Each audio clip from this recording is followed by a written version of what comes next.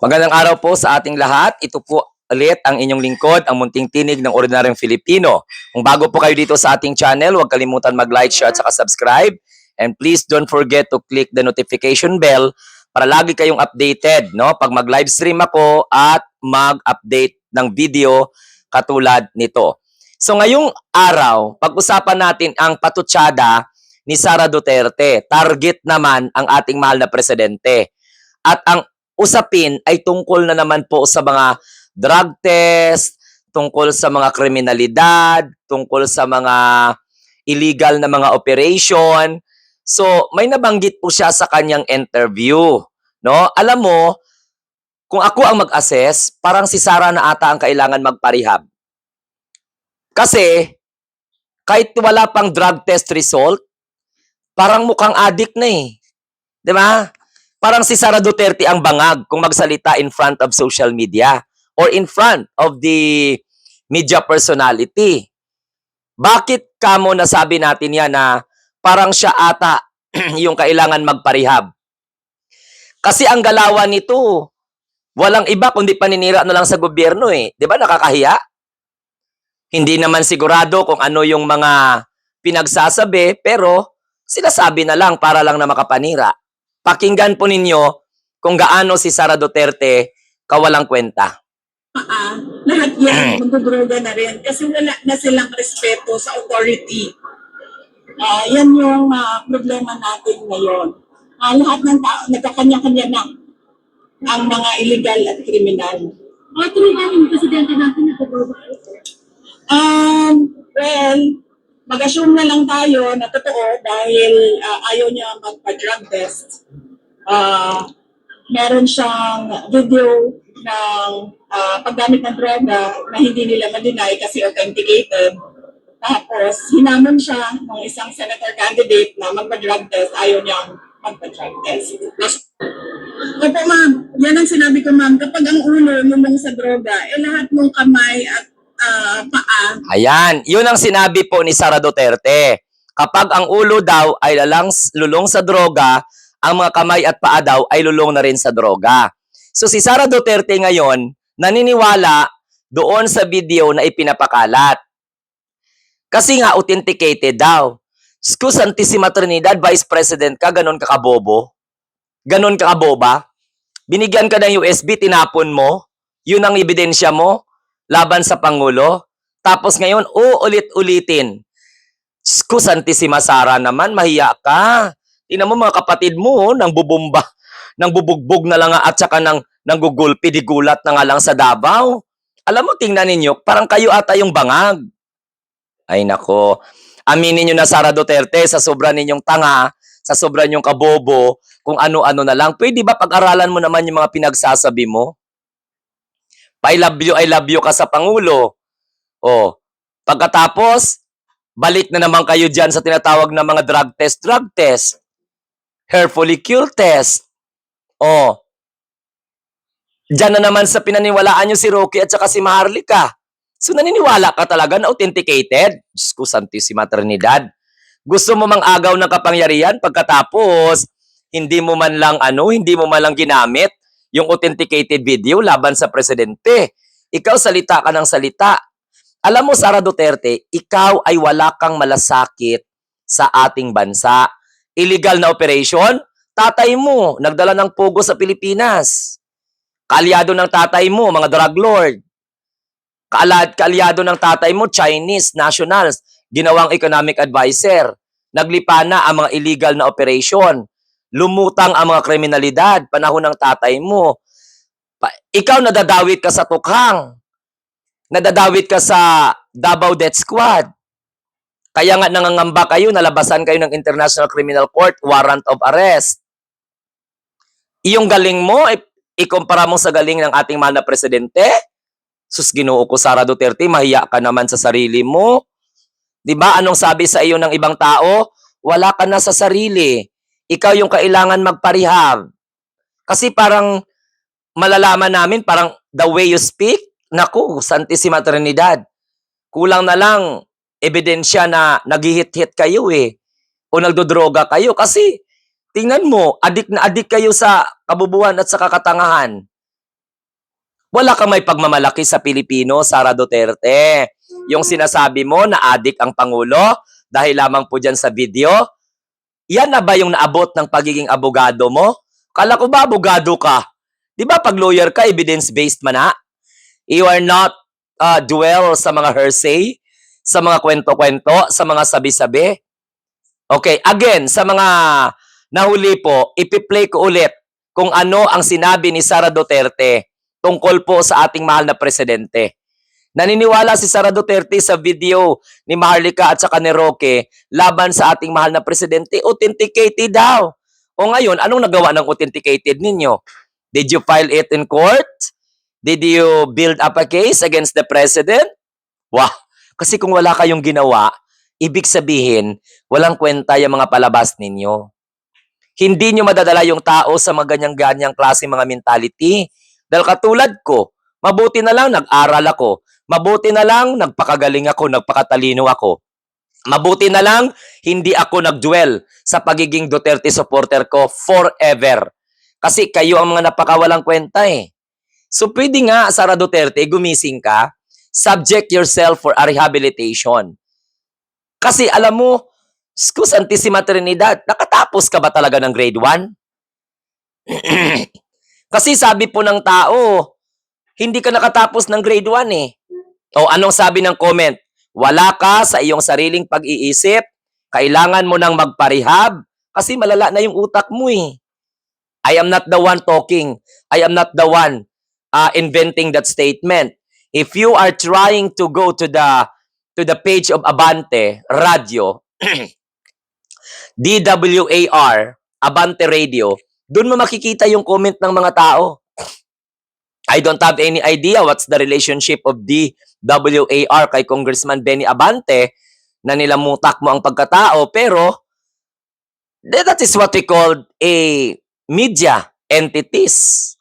Na kaya yung mga comment ng tao sa iyo, pakinggan natin muli kung ano po ang latest na patutsada ni Sara Duterte sa mahal na presidente.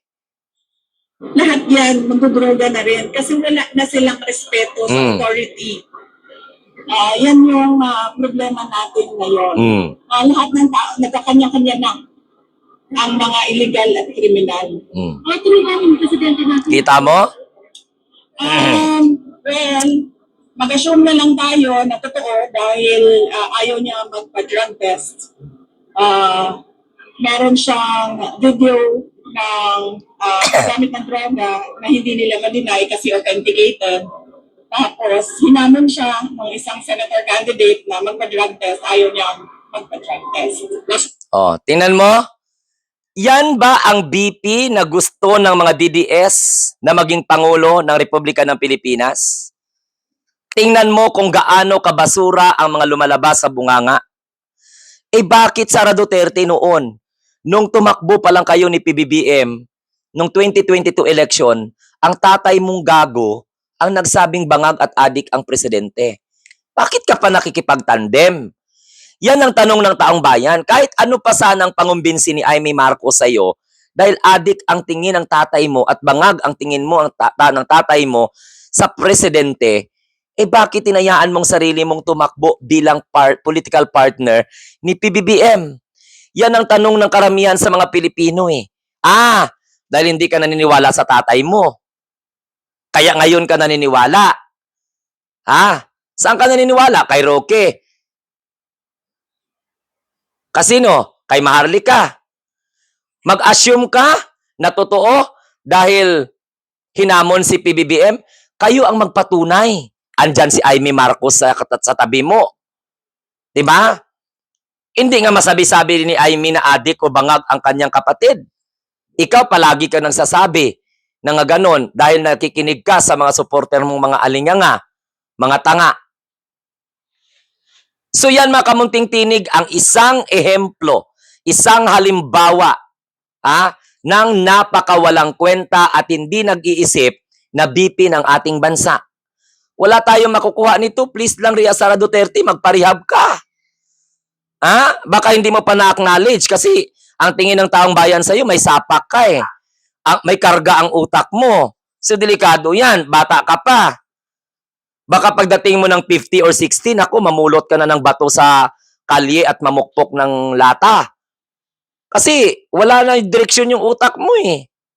Oh, 'di ba? Eh sabi mo nga may USB ka. 'Di ba sabi nyo nga may mga lalabas pa ng mga ebidensya laban kay PBBM. Eh nasaan na? Oh, video na original pina-authenticate nyo pa. Tapos kayo pa yung mag-authenticate. Abay naturalmente. Sa kampo ni Roque at sa kampo ni Maharlika na talagang sumusuporta sa iyo. Original yung hawak na video, ipa-authenticate. Bakit kailangan pang ipa-authenticate? At sino nagpa-authenticate? Sila. Abay naturalmente ang resulta favor sa kanila. Mga alinya nga ba kayo? Ha? That is what we call self-serving. Hindi nyo ba naintindihan yon? Tapos papaniwalain nyo yung tao? Grabe. So, alam mo, sa totoo lang, Sara Duterte, patuno, ang tunay na katapangan ay nasa lugar Sara Duterte. Gusto ninyo na magpa-drug test ang mahal na Pangulo? Putulan nyo ng buhok at ipa-hair follicle nyo. Kadami nyong espiya sa Malacanang. Diba? Kadami nyong espiya sa Malacanang. May puting ahas kayo sa Malacanang. Imposible na hindi kayo makakuha ng buhok ni PBBM pagkatapos alam mo kung sa pinuluso po na lang na istorya Sara Duterte, sabihan kita, kulang na lang certification na may sayad ka. Kulang na lang certification na may saltik ka. Kasi mag-usap ka ngayon, magtanong ka sa mga psychologist na nanonood ng video mo, malalaman ng tao kung may diferensya ka sa utak. Mahiya lang yan sila magsabi kasi pangalawa ka sa pinakamataas na leader ng ating bansa. Kasi kung drugs lang kayo ng drugs, walang mapatutunguhan yan. Illegal operation, krimen, naku, tatay mo nga, sandamakmak ang pinatay, ayon sa kanyang statement.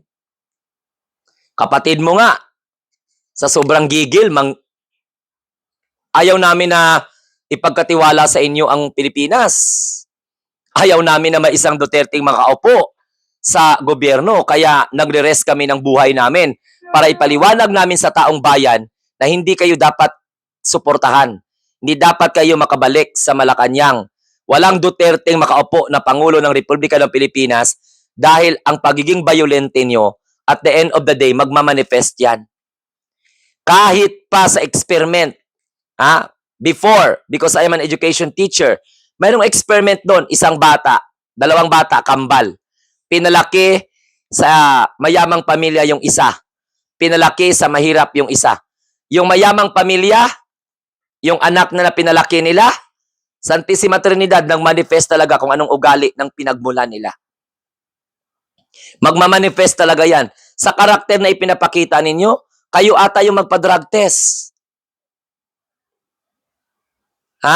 Kayo ata. Na kahit hindi kayo nakahitit ng droga, adik na adik kayo. Tingnan ninyo mga actuations ninyo. Hindi nyo ba nakikita yan? Nanilisik ang mga mata ninyo sa galit. Si PBBM sinasabi nyong adik at bangag. Samantalang ang action ninyo sobra pa sa adik at saka bangag. Mahiya ka Sara Duterte, oh. I am very, very sorry, Parang demonyo na ang tingin ng mga Pilipino sa inyo. Tatay mo nakakulong. Kapatid mo nanggigigil, gustong manaksak. Putay ang kinukonsumo. Magalit pa. Pag hindi binigyan ng bodyguard. Ang bodyguard niya ng babae. Tingnan mo si Baste. Sabi, sa susunod daw na Pangulo, manggaling sa Davao ulit. Asa pa kayo? Asa pa kayo na manggaling sa Davao? Ang mga taga Davao nga, ayaw na nga kayo magiging local government official dyan sa Davao. Mga matitino na mga taga Davao. Yung hindi mga takot na mga taga Davao. Mag-ambisyon pa kayo nga hawak ng Pilipinas. Tapos gatasan nyo ang gobyerno. Uy, mahiya kayo. Mahiya naman kayo. Maghanap kayo ng sources ng income nyo, hindi yung taong bayan. Dahil sayang lang ang buwan-buwan na sinasahod sa inyo. Kakapal na mga mukha ninyo, kakalaki ng mga pera na nahutot ninyo sa gobyerno. Tumatanggap kayo buwan-buwan sa gobyerno. Pagkatapos, mula sa buwis ng taong bayan, ganito lang na panerbisyo ang ibigay ninyo sa amin? Di ka ba nahiya?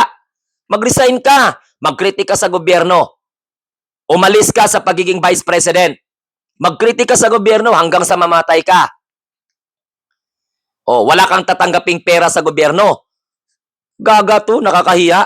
O, ngayon, hi, mapalitan mo si PBBM dahil sa katangahan mo. O, again, uulitin ko. Ito po ang sinabi ni Sara Duterte bago po tayo magwakas. Opo, ma'am. Yan ang sinabi ko, ma'am. Kapag ang ulo lumong sa droga, lahat ng kamay at paa, lahat yan magdodroga na rin. Kasi wala na silang respeto sa authority. Yan yung problema natin ngayon. Lahat ng tao, nagkakanya-kanya na ang mga illegal at kriminal. Tuloy presidente natin nagdodroga. Well, mag-assume na lang tayo na totoo dahil ayaw niya magpa-drug test. Meron siyang video ng paggamit ng droga na hindi nila ma-deny kasi authenticated. Tapos, hinamon siya ng isang senator candidate na magpa-drug test. Ayaw niya magpa-drug test. Oh, di ba? Yan ang Sara ninyo kabobo. Si PBBM ang inaatake. Samantalang hindi naman tumatakbo si PBBM. So what is the purpose? Gusto ni Sara Duterte magalit ang taong bayan, patalsikin si PBBM at siya ang uupo. Kasi kung wala kang interes sa pagkapangulo, eh bakit si PBBM tinitira mo? Midterm election pala ngayon, gaga. Gets ninyo mga kamunting tinig? Midterm election pala ngayon, si PBBM ang aatakihin para kuno mag-alsa. Eh wala naman eh. Napatalsik nyo bang presidente? Utot nyo. Yan ang mga pananalita ni Sara laban kay PBBM para magalit ang taong bayan, patalsikin si PBBM at siya ang uupo. Asa ka pa, day. Wala kang alam. Bobo ka. Tanga ka. Huwag ka nang mag-ambisyon. Ha? Dahil ang pinakatangang ambisyosa, walang iba kundi si Sara. Ikaw po yun. Sa lahat po ng mga nanonood, maraming salamat. Ito po ang inyong lingkod, ang munting tinig ng ordinaryong Pilipino na nagsasabing, tayo po ang mga bagong Pilipino sa bagong Pilipinas. Don't forget to share, like, and subscribe. And pwede din kayo mag-join sa ating munting tinig community.